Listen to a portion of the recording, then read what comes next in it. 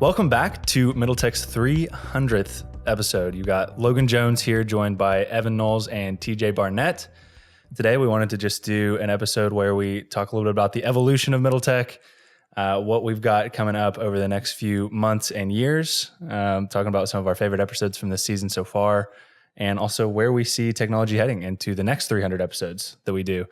So excited to be sitting down here with my partners in Middle Tech. Should be a fun, kind of a goofy time with you boys sitting and recapping some stuff. So before we dive in, we just want to get a quick word from our sponsors. Before highlighting our sponsors, we'd just like to state that the views and content shared on this platform do not necessarily reflect those of our show sponsors. Middle Tech is presented by KY Innovation, the Kentucky Cabinet for Economic Development's Office of Entrepreneurship.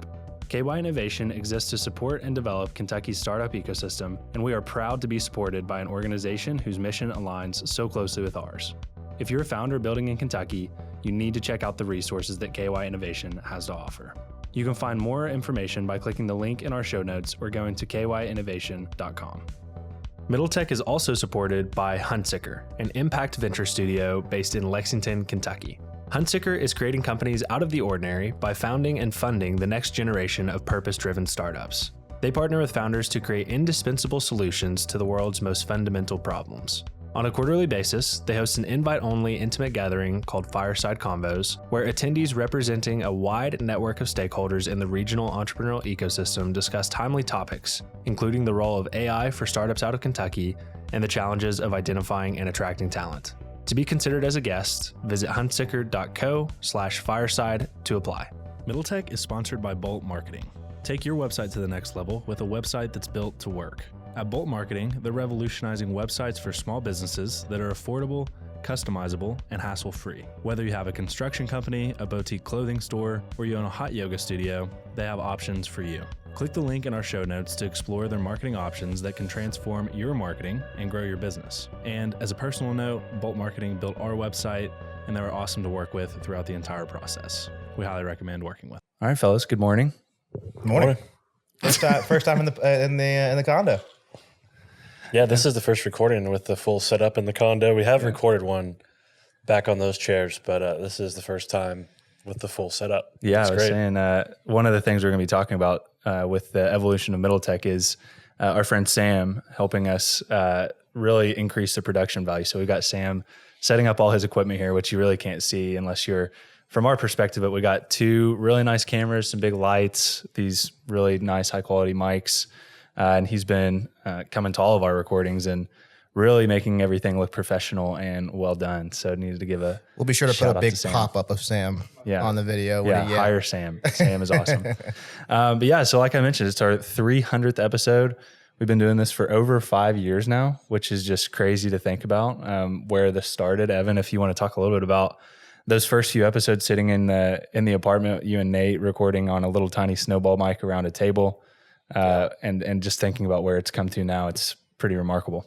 Yeah, well, I think podcasts in general have come a long way. I mean, at that time, podcasts were definitely not as big as they were. And so, we exactly like you said, had a little snowball mic. We had relationships in the community that we wanted to share with everybody else and stories that we wanted to share with everybody else. We noticed that, there was just no media being produced about local founders. And I think if we want to have an ecosystem that is able to grow and learn from each other, then you've got to have some kind of content being produced. And so we wanted to fill that gap. And in the beginnings, it was messy and just very bootstrapped, like you might find any startup starting as. And we just learned as we went. And then we started building the team. And here we are today with the full setup and 300 episodes later and producing a good amount of revenue and building a good team here, and it's been fun.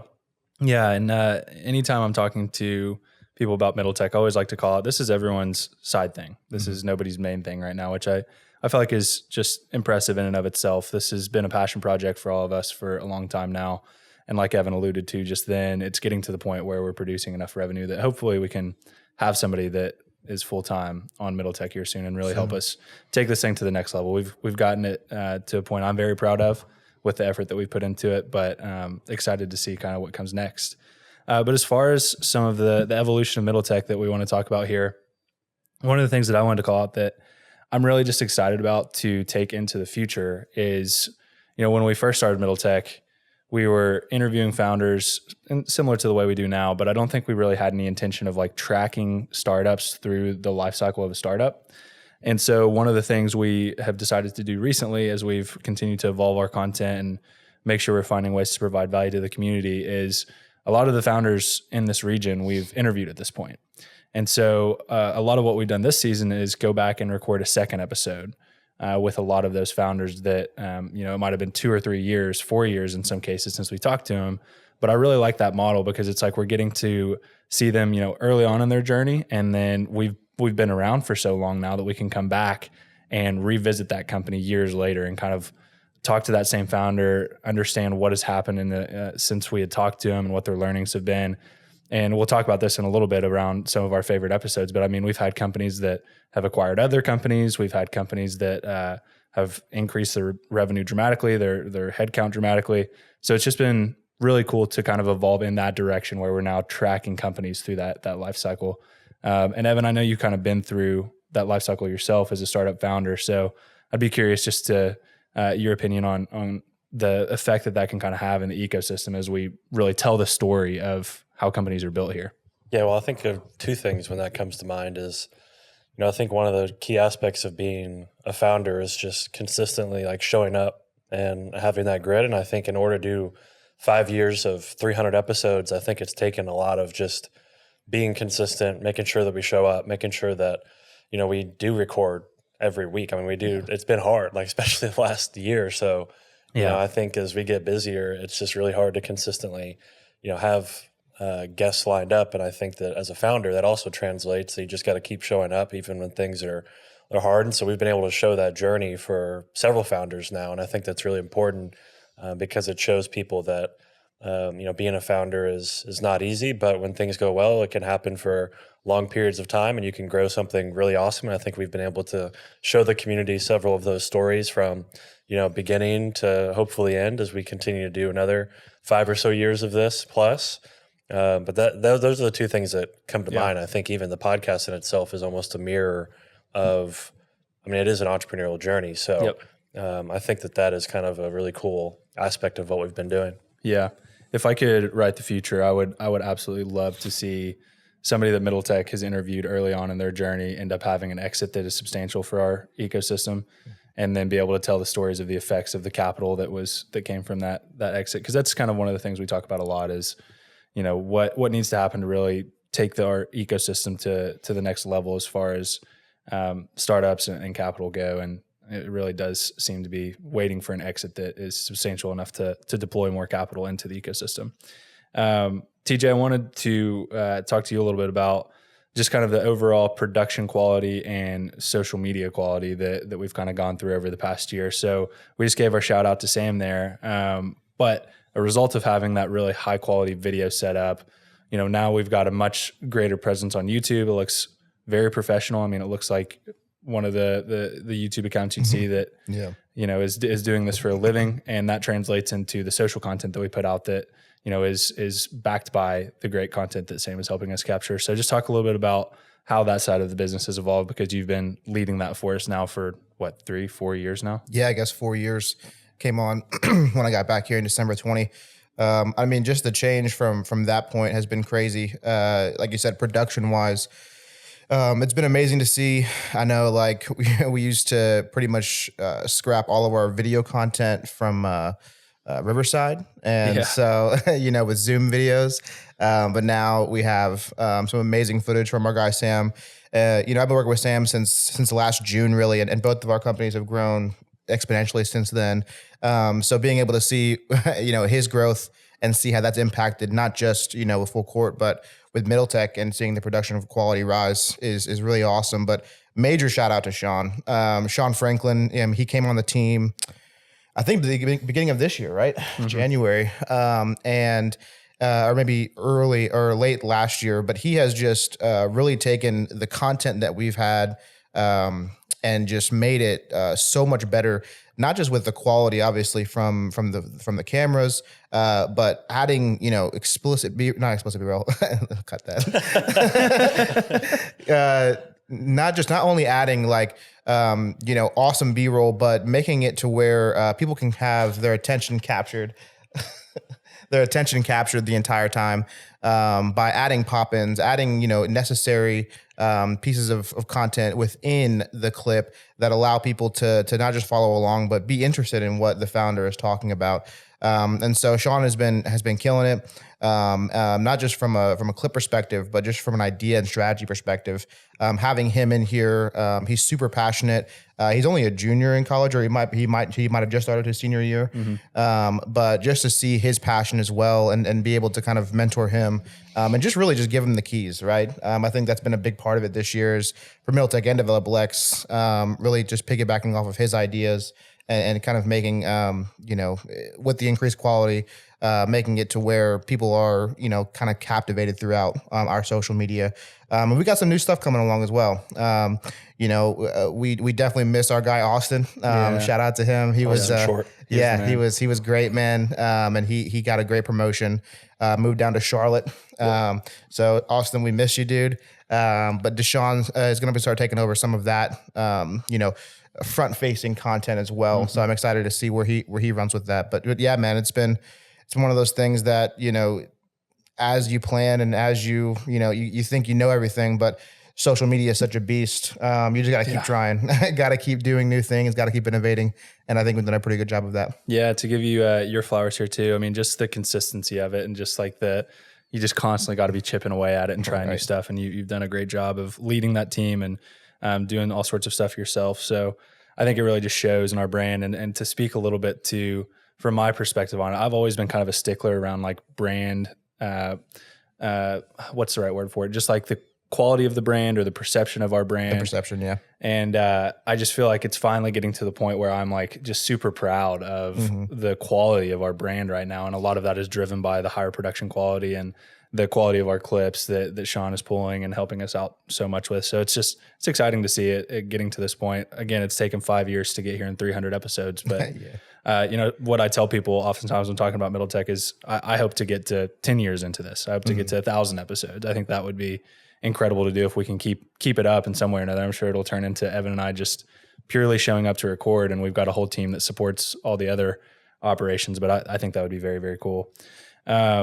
Okay, so moving on to the next thing that I wanted to hit on here is just working with our different partners that have really played an instrumental part in helping us grow.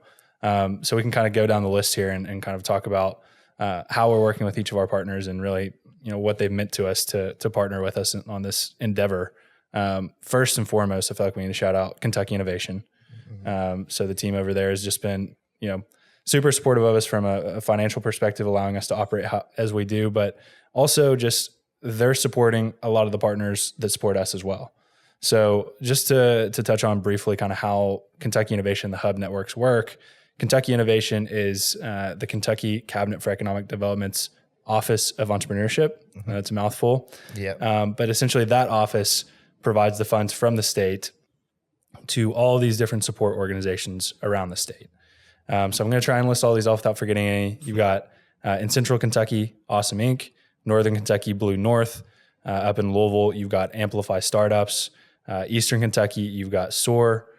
Southern Kentucky is Create, and then Western Kentucky is Sprocket. I don't think I'm forgetting any of those. Yeah. But we're getting to the point where we're trying to interview all of those, tell the story of what they're doing in their communities, but each of those organizations is providing an essential service for the startup ecosystem in that area where they're based. And the way to describe it, I think, is providing a front door for entrepreneurs to engage with the startup community. So I just wanted to highlight how Kentucky Innovation really works. They're a sponsor of ours. They also provide funding for all of those hub networks, as they're called. And we also get to work with a lot of those hub networks. So the next one I wanted to call out, aside from Kentucky Innovation, is Huntsicker, just because that's a new one of ours. Have really enjoyed some of the work that we've done with Huntsicker. Evan, I'll kick that over to you just to talk a little bit about Huntsicker. I know you're friends with Wes Murray kind of before that all came to be. So maybe just talk a little bit about high level what Huntsicker is and kind of how that all came to be.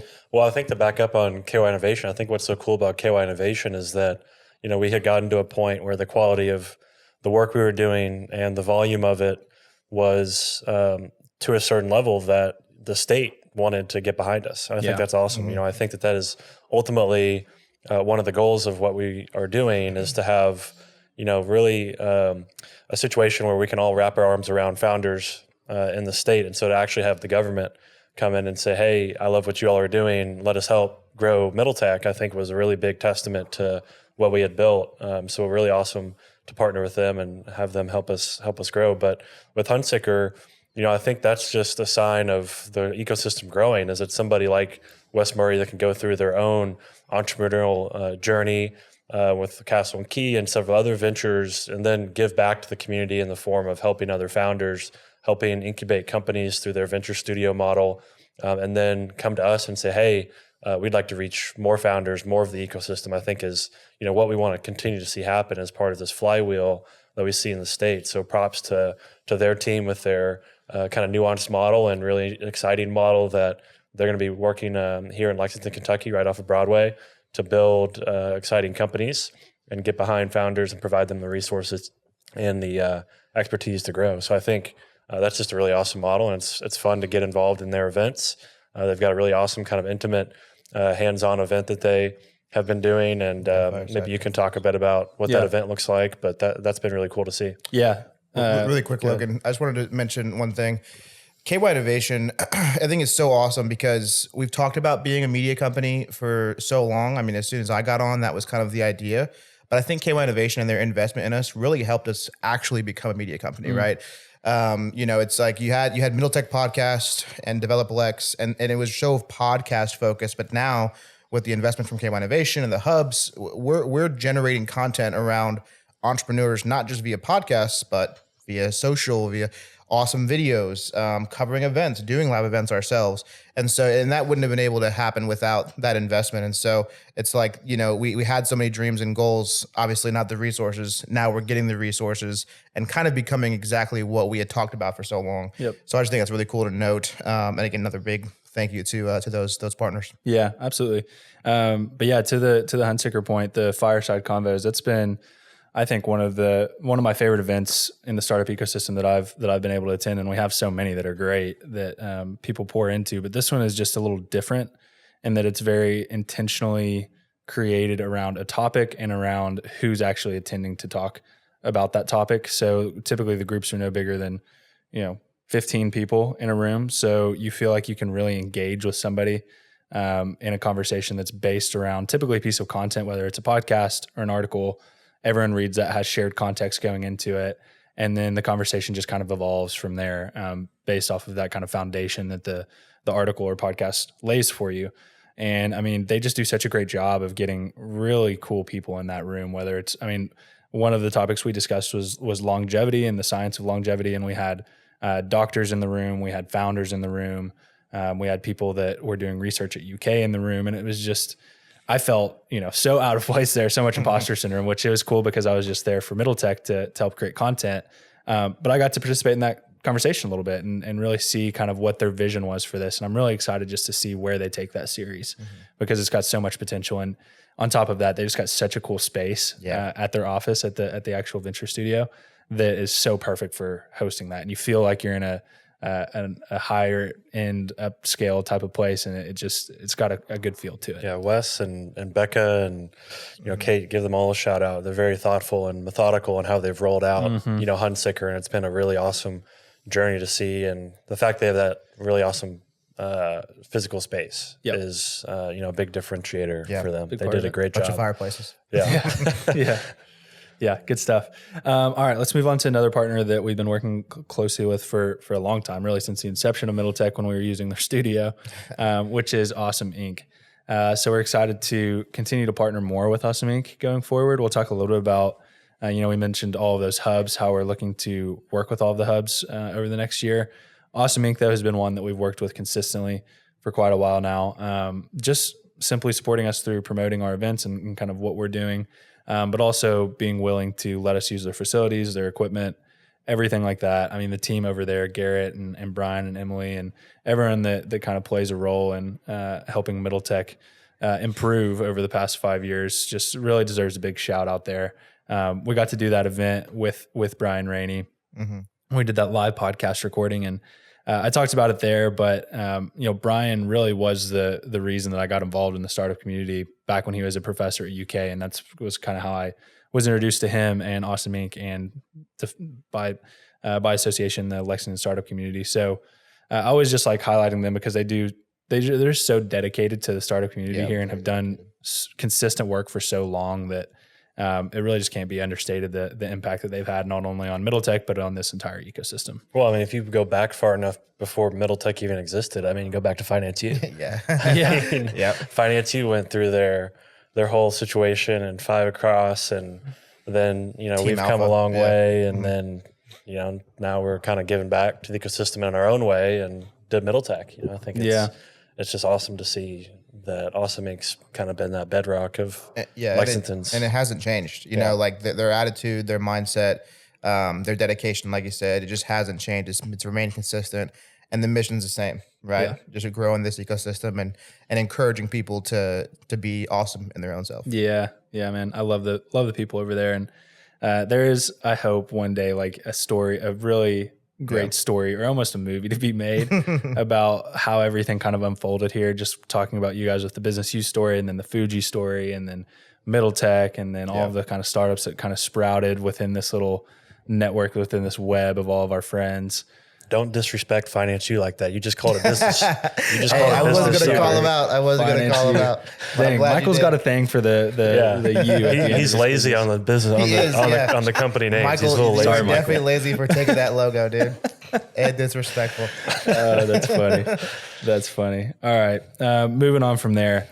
We talked about working with some of the other, actually, there's one more partner that I want to give a shout out to, and that's Endeavor. So Endeavor Midwest, Jake Butler, we've had him on the podcast several times. They've just continually kind of been a supporter of us, from sending us guests and highlighting what we do on their social channels to actually supporting us financially through a sponsorship. So before we moved on, wanted to give a shout out to them. I know you're good friends with Jake as well. They are global. They're global. We work with their Midwest office. It's them and YC as far as the best brands around the world is, technology, incubators and accelerators go. So it's awesome to work with a brand like Endeavor. Yeah. Excited. They just hired a new director of their Midwest office. So I think Jake reached out and wanted us to have him on. Yeah. I was just talking to Jake on DMs the other day. We're be excited to have the new director on. All right, moving on from there. I talked a little bit about some of the Kentucky hubs and how we're partnering with them going forward. A lot of that is going to be around events. So I want to just spend some time talking about Middle Tech's event strategy. Evan, I want to kick it over to you for a second, because I can remember early on when you were starting your thesis around starting Middle Tech and doing digital content was essentially digital content helps to actually scale the ecosystem. Events help to deepen the relationships in the ecosystem. So I feel like we've kind of done the first step of that, which is really lay the foundation to continue to put out digital content. Now we're kind of taking that step to deepen the relationships of the community that we built. So I'll kick it over to you to kind of talk about how you thought about that through the evolution of Middle Tech. Yeah. Well, I think, when we started Middle Tech, groups like Awesome Inc., Base 110 were putting on events, and I always thought that it looked like the same people were showing up. And, I was trying to figure out this problem of, how do we get new people into the ecosystem on a very regular basis? And the other problem was, in my own personal story, if I wanted to learn about the local ecosystem, I didn't have anywhere to turn from a content perspective. And so I had to go to all the founders that I respected. And I said, can we get coffee? And I would get coffee and learn from them, hear their story. And so there was kind of a two-sided problem there, which was, I felt like the events could have grown faster and had a different, diverse group of people at them. And then the other side of it was, founders weren't able to have a platform to share.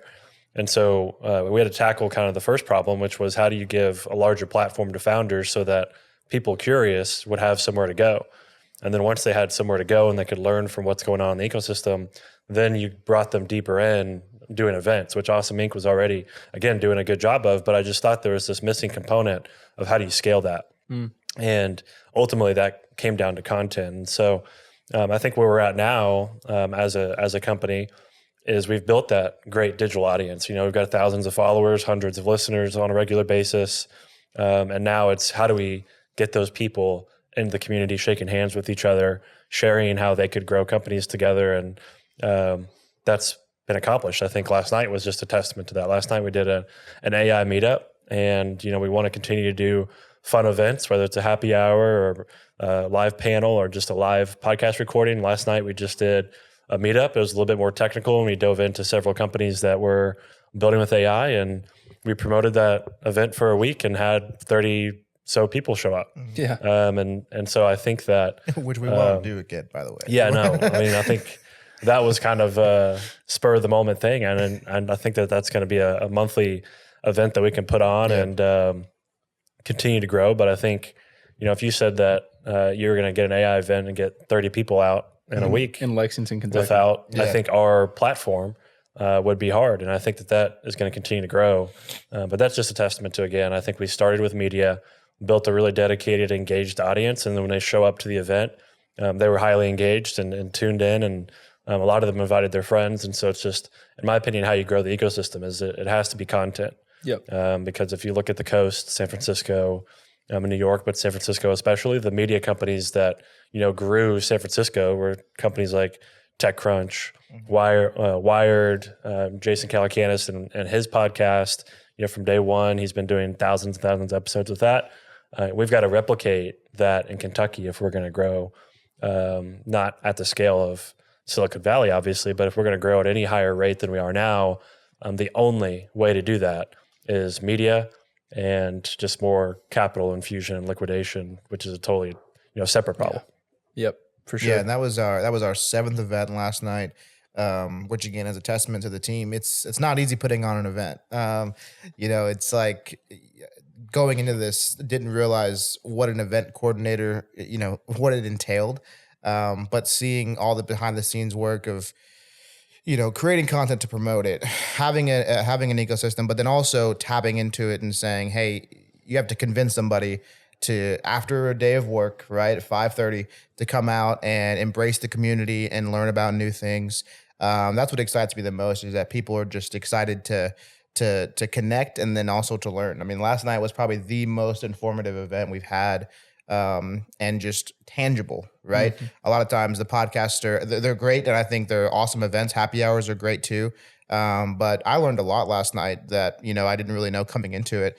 And so I think, the more that we can do stuff like that, it's going to be better for the ecosystem overall. Yeah, that was definitely one of the most engaged events that we've had from an audience perspective. I mean, 10 people talked. Yeah. And came up and shared their, learnings and their projects. Yeah, what they were building. Yeah, super cool. Yep, I loved it. And then kind of looking forward, I mentioned working with some of the other hubs. How we're envisioning doing that is largely around events. Mm-hmm. So we're looking to partner with hubs like Blue North, Amplify, SOAR. We're actually part of their SOAR Summit that's coming up here in mid-October. I think October 16th is the date of that. So Evan's going to be actually conducting an AI workshop there, which I'll let him talk a little bit more about. Then both of us will be doing a panel with some Eastern Kentucky entrepreneurs that have gone through the pitch competition with SOAR.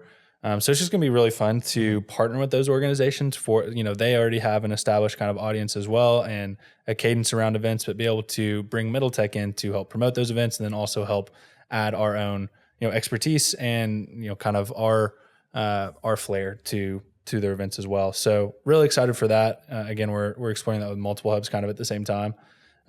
So more events in the future for sure.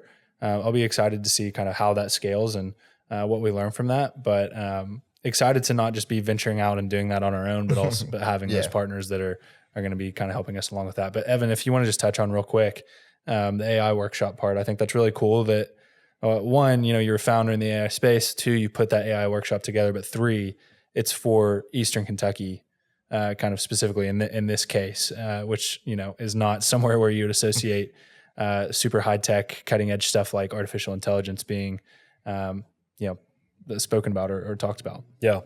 Well, I think, at least where AI started with me was, I remember following OpenAI when they launched and seeing some of the research papers come out in really early days that they had released about GPT-2 and, now we're on GPT, 4 and, now they just relaunched their latest flagship model. But I remember tracking them when they started and reading the research papers before they even launched GPT-3. And then I actually had access to ChatGPT's kind of backend and their API playground before ChatGPT launched. And so I've kind of been following OpenAI for a while now. And I knew that when Simba was kind of winding down, that I really wasn't going to have a choice but to figure out how to engage the AI environment and build a company around it, because I had already had ideas. But so all that to say that I had been studying it for a while, and I really believe that this is one of the biggest innovations that we've had in human history. I think that this is going to change, everything. I don't think that there are many people out there that have tried this and would say that this isn't a big deal. I'm sure all of us sitting on this couch have used it, in our daily lives, whether it's creating content, doing research, whatever it is, editing videos, personal assistants. I mean, the rapid pace of this is something that, we can't miss. And so when I saw the RFP come out from KY Innovation to work with the hubs, I think one of the things we wanted to jump on was working closely with the hubs to spread awareness of AI and education. And so one of our first events on the AI front, as far as a workshop goes, is like Logan said with SOAR, which really covers the Eastern Kentucky region and helps them bring up economic development and innovation. And so what we're going to do with them is really build a 90-minute workshop, sit down with members of that community that want to be aware and informed on how AI works and how they can incorporate it into their everyday lives, and just give them a way to do that in a structured manner with real programming and real content, but also real tangible examples via demos. And so I think it's important to do all those aspects so that, again, people don't get left behind. I think Eastern Kentucky is in a tough spot. First it's getting internet to everybody. Yep. And, they're still not even 100% on internet. And that's been a struggle. But simply put, like, they can't miss AI. Yep. And nobody can. And so we just have to make sure that, we're good custodians of the KY Innovation funding, and make sure that we produce, meaningful content and stuff of substance. And I don't think there's anything more important right now for any human being when it comes to technology than to be studying artificial intelligence, because it's going to change how we work. It's going to change our daily lives, our health. And we just have to be paying really close attention. I mean, it's going to be driving us from our homes to work very soon. So, we just have to understand it so that we can engage it.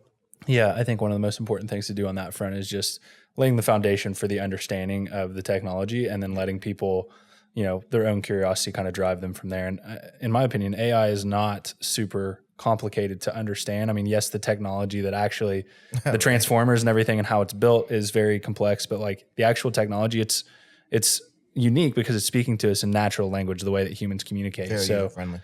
From a technology perspective of what kind of impact can this have and helping people understand that, I don't think it's quite as tough to wrap your mind around once you kind of understand the core pieces of it. So I'm really excited to be working on that. I think that's a really cool one. All right, moving on from events, something I just wanted to touch on here that's not necessarily Middle Tech related, but it is part of our business that I wanted to talk about was just Develop Lex. So Develop Lex is I guess we'll call it our sister brand. It's a brand that we started out of Middle Tech. Basically took the playbook that we did with Middle Tech in tech and startups.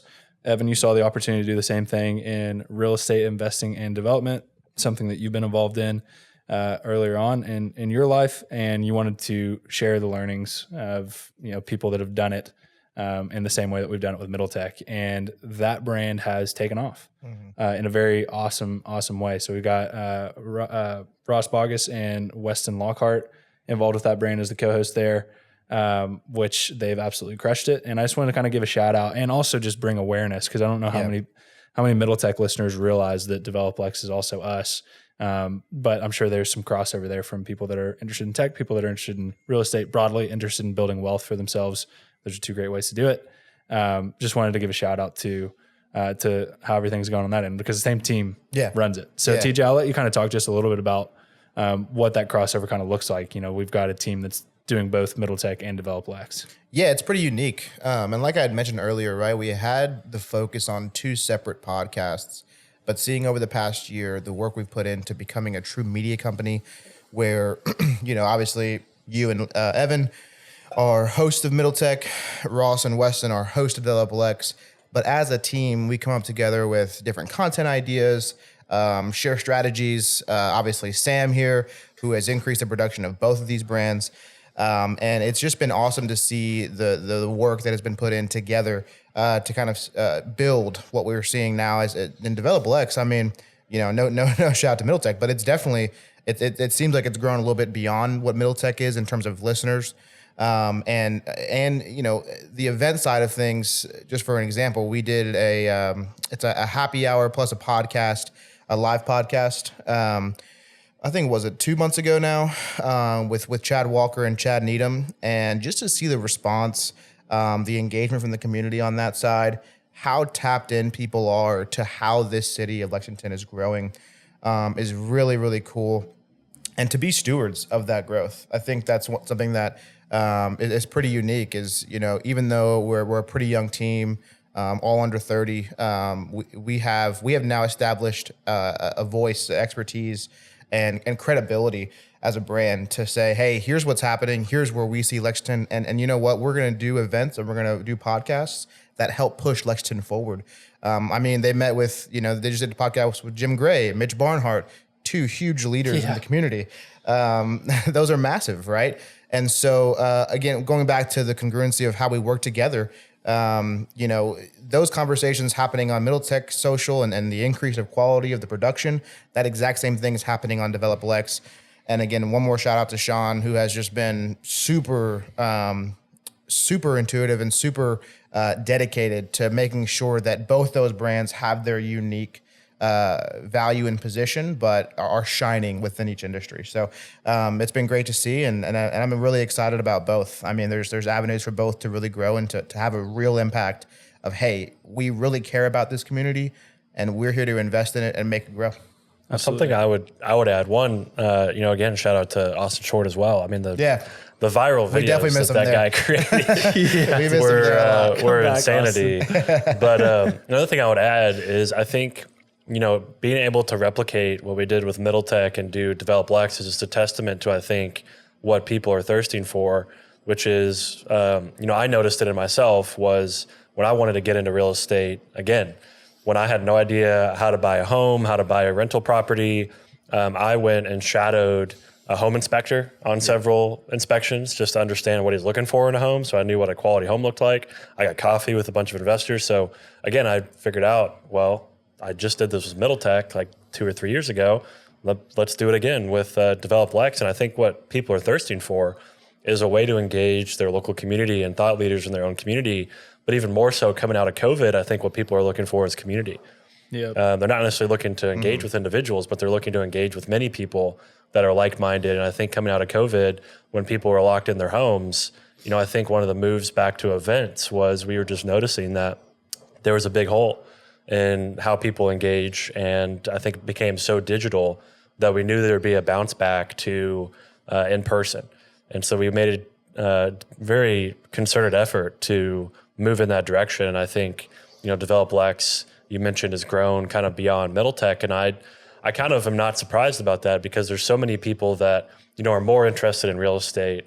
It's more tangible. Everybody engages with it in their daily lives, but also I think they see how it changes the community in more tangible ways than technology and startups. And when you're able to get, people like Dudley Webb, Phil Hollebeck, and these people that, are building the places that we go spend our time in. Mm-hmm. And when we're walking downtown and we look up and we see the tallest building in town and we understand the whole story behind it, by the way, now. And what was that? Tallest building in the world. Yeah, in the world. Whenever we see that, and now we're able to go to DevelopLX and hear the story behind how that building was put there and built and funded, and soon, the other major projects around Lexington, we're able to follow those stories. I think that there's a really big audience for that. And so I think that is some things I would add about DevelopLX is that, there's definitely high demand for learning about the community, but more so getting to shake hands and engage with the community at, a different level than you would commenting on a social media post. Yeah, something I'm long on is these localized kind of media brands being backed by personalities that the people that consume the digital content can interact with in real life. So it's like you have, like we're talking specifically about Lexington, where it's being talked about by Ross and Weston, and then you can come to an event and interact with Ross and Weston. And it's just, it gives a very community feel. And I think that'll be something, if we can figure out how to scale that, I think there's And the something there. guests. I mean, again, And the people, guests, yeah. Chad was there. Both Chads were there for like probably an hour after the event, after the podcast just hanging ended. out. Just, talking to people who care about the city. Yep, absolutely. All right, let's move on to talking about episodes that listeners should go back and listen to if they missed them so far this season. So the one I'm going to give a shout out to is Aaron Ghani, Realized Care, used to be Behave VR.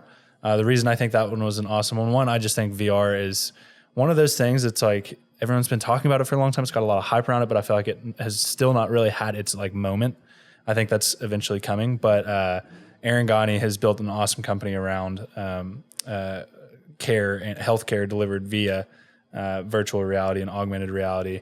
And not only that, but they actually went through an acquisition to become Realized Care, which I thought was very cool. So learned a lot from that episode, and really just one that you can kind of point to and be like, that's an awesome kind of point that you can point to of activity within the startup ecosystem. So if you haven't listened to that one, that's one that I would go back and listen to. TJ, what about you?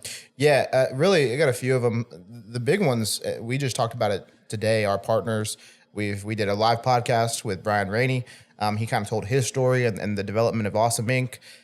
Did one with Larry Horn and Amplify, Dave Knox at Blue North. And then obviously, having Kobe and just that whole summit, I'm sure we'll do something along those lines too. Just to understand the impact that those guys are having on the community, and not just those guys, but their team, right? There's a whole team behind them who is just truly boots on the ground, growing the community. I think those are really great ones to go back and listen to and kind of see how we're partnering with them to enhance the community in that way. And then, I also saw one, I was looking through all of our episodes yesterday. I know we got 300 now, but episode 240 where we talk about Elon acquiring X. I thought that one was really cool. It's when we were doing like really tech focused podcasts. Yeah. But the statements that you guys made and the predictions you made from that acquisition to kind of see where we are now in that, I thought that was really cool. So We should go back and highlight those. yeah, I mean, no one can predict truly how Elon has reacted in the past year and a half, but I think you guys gave it a pretty good summary. We gave it a shot. Yeah. What about you, Evan? I would say one of my favorites is this year was JP Blevins.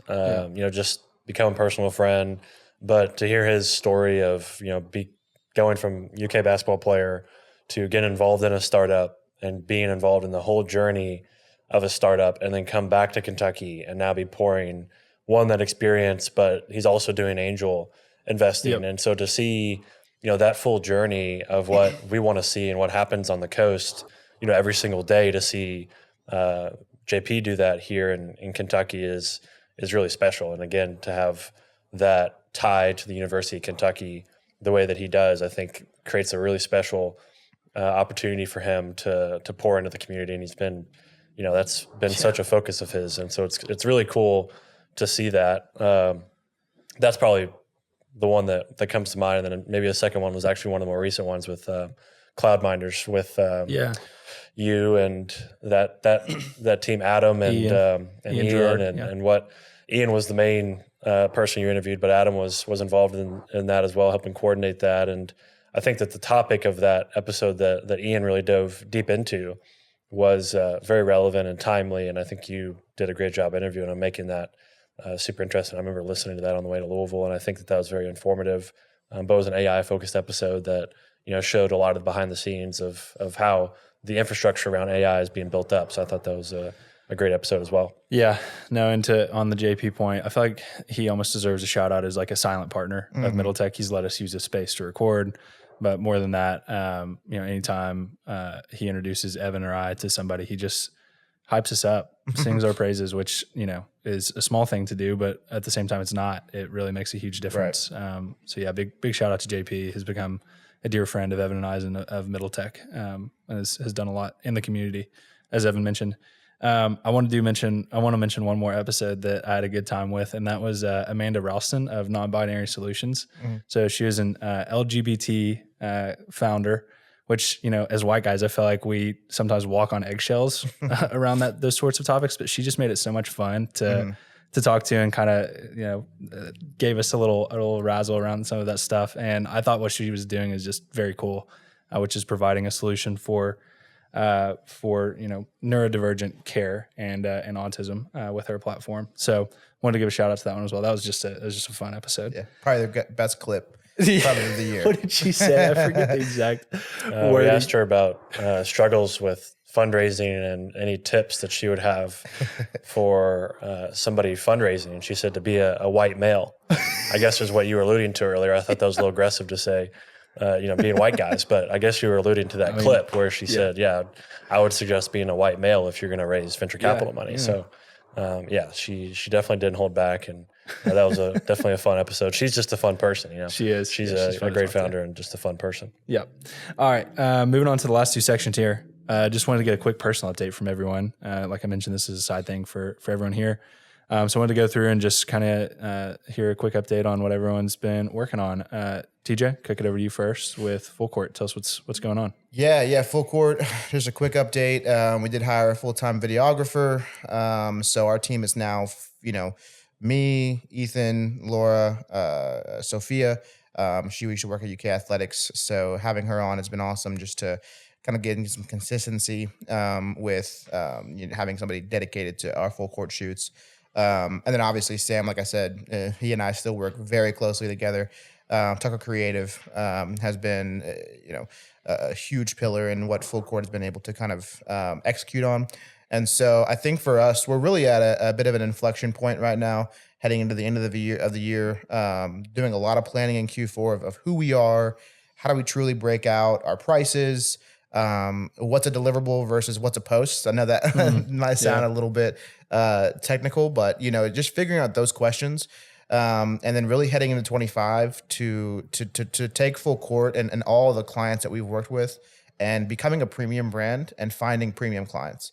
I think that's our biggest goal as we head into the end of the year is, how do we take what we've learned from what we've done? How do we increase our processes, improve our processes to where we can execute at a high level for those high level clients? Yeah. So excited about that. And again, we know going back a little bit into pouring into the community, a lot of our brands that we work with right now are local. So I feel like we've had a really good impact on increasing the quality of local businesses, both on a socials perspective, but just for their brands, right? Being able to have high quality content on a consistent basis has been a lot of fun. Yeah, absolutely. Quick update on Fuji. I've been with Fuji since the beginning of the year. We talked about that in kind of our kickoff episode.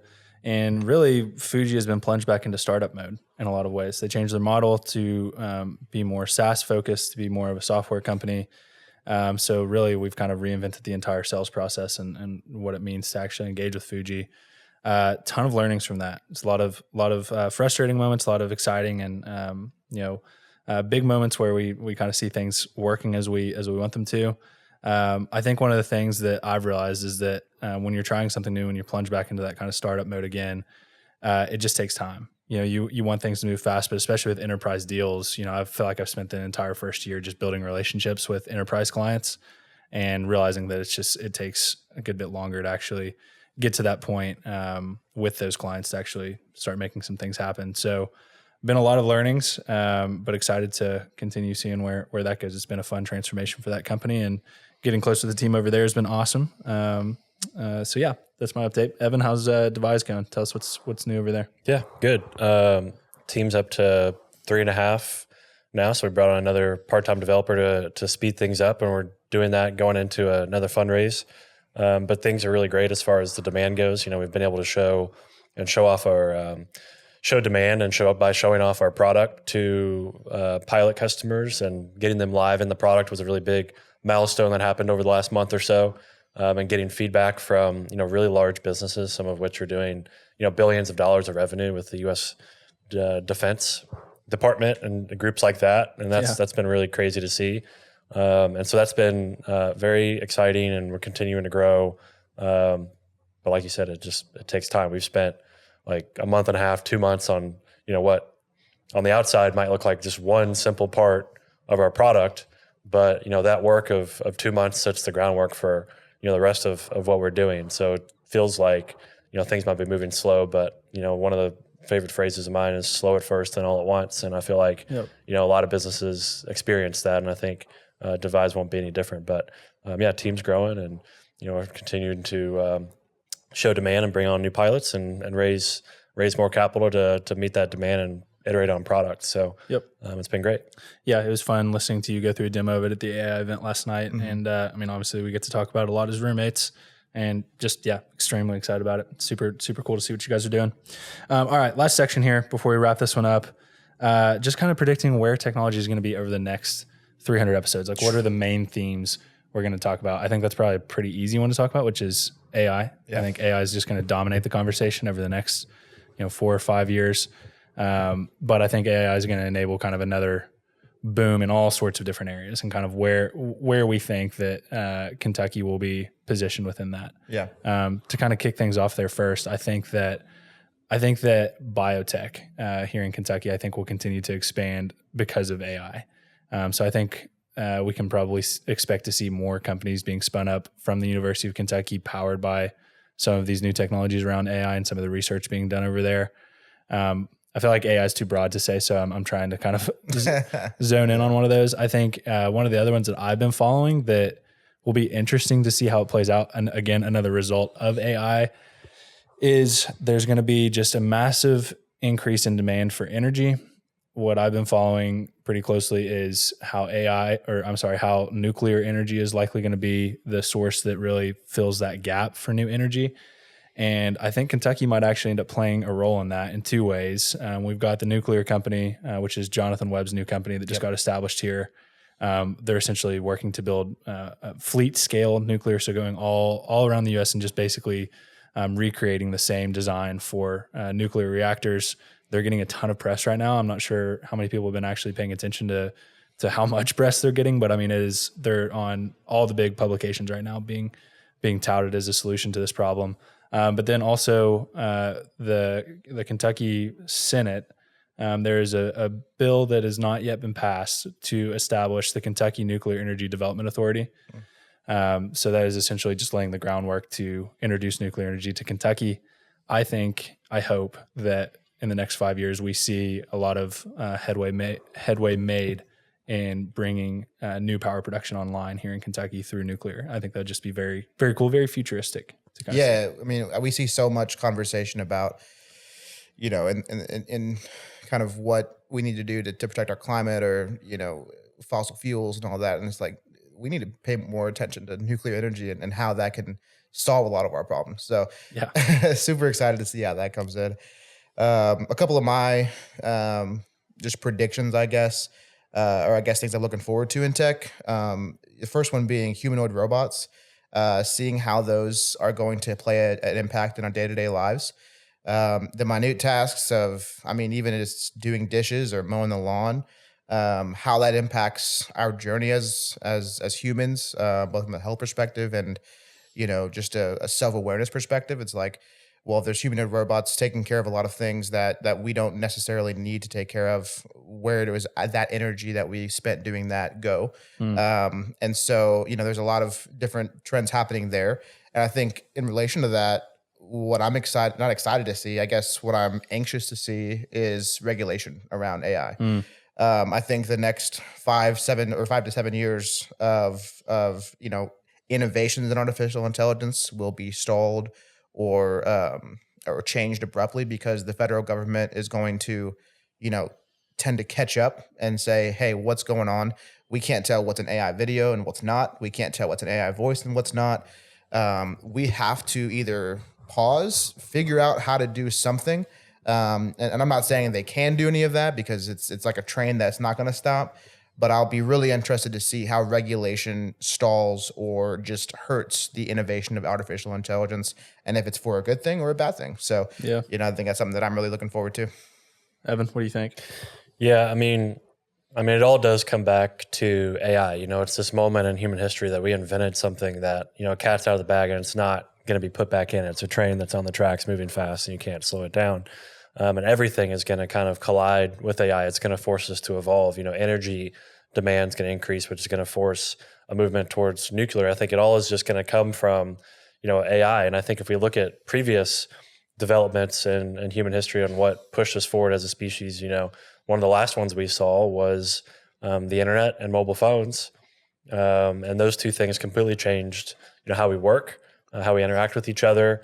And then you see how much is built on top of the internet these days related to our daily lives. The AI movement is going to be no different, but it's going to have an even bigger impact. And where I'm most curious to see the impact is the workforce, the job market, and what we're going to be doing for employment and earning money to live. I'm not sure what that's going to look like in the future. An example is this year and next year, all customer support that is, just answering simple questions. Millions of people around the world are picking up a phone, talking to somebody with a simple question, answering their question, and then they're done. That is done. Like that, all those jobs are at the end of this year and going into next year are going to be gone. And so, what happens in that situation? Or what happens when Elon Musk turns on autonomous driving and then scales Tesla? Those are millions of jobs between taxi drivers, drivers of semi trucks. There goes millions more jobs. And then you mentioned humanoid robots. I would say we're less than 5 years from those being able to do true manufacturing in the plant and replace humans in plants. And what happens when that takes place? There's tens and hundreds of millions of jobs around the world at that point. So I don't think, and it's not a stretch to say that within our lifetime, we're in our mid-20s and late 20s, AI will be so protrusive around the job market that we'll have to figure out new stuff to do. Yeah. It's going to be kind of crazy to see, what happens around the world when this AI and humanoid robots and autonomous cars scale. It's going to be really scary because people aren't going to know what to do. And I'm sure it'll cause a lot of conflict. But on the other side of that, I think we're going to end up figuring out what, humans are better suited to do. I don't think a human is, suited for taking a little widget and plugging it into another widget and then pushing it down an assembly line or picking up a phone and answering a dumb question and then putting the phone down and 2 seconds later answering another dumb question. I just don't think humans are meant for that. And so I think it's going to be painful to transition out of that because we've gotten used to it, but we're going to find new things to do. So that's, I think, where I'm most curious to see evolve over the coming years is that that side of it. And then the last piece is, and this scares me the most because I know it's going to be our kids that deal with this, but the chips in the brain. Yeah. Elon Musk is that's happening. Yeah. It'll be we'll have to make a decision on whether or not our kids get that. Yeah. There's zero question in my mind that by the time, our kids are in their teens, that's, let's say 20 years from now, there's zero question in my mind that we'll be having to make a decision on whether or not that we're going to be putting chips in our kids' brains. What episode that would be 2000 for us? Who knows? But I know that's something that, I think about, and I wouldn't put a chip in my brain, but that's something we're gonna have to decide with our kids. A lot of parents are making the decision now on whether or not to get their kids smartphones. And that's really hard because if all your kids' friends have it and your kid doesn't, in a way that's keeping them a little behind and maybe socially a little behind, but chips are just another wait till there's another thing. It's you're not a human anymore when you put a chip in your brain. So I just think it's that's going to happen. Yeah. These are all things we've been talking about for a while, and I think it's always a little difficult when you're trying to make predictions of how quickly things are going to happen. But the one thing I'll kind of say to that is the progress of technology right now is on an exponential curve, and I feel like that's kind of what people don't realize. If you think of how long did it take us to get to the agricultural age and then to the industrial revolution and then to the information age, and it's compressed, and it makes this kind of exponential curve. And I think that things are only going to continue to move faster thanks to AI. I mean, AI is going to just make the speed of developing new software, doing new research so much quicker. All of this is going to get compressed into a much shorter timeline. So I wouldn't be surprised if a lot of what we're talking about was happening in the next 5 years. I mean, it sounds like a very aggressive timeline, but I just think that's the speed at which things are moving now. So it should be a very, if nothing else, should be a very entertaining next 300 episodes. We'll be covering it. We'll be covering it. Thank God we're in America. Amen. USA. Let's go. End on a patriotic note. I love it. All right, guys. Thanks so much for tuning into our 300th episode. Thanks so much for listening to any of the 300 episodes, following our content, supporting us. Any kind words that anybody's ever said to us about this podcast is meaningful. It helps us continue to stay driven to do this. So we're looking forward to continuing to deliver more episodes to you guys. And yeah, thanks for listening. And until next time.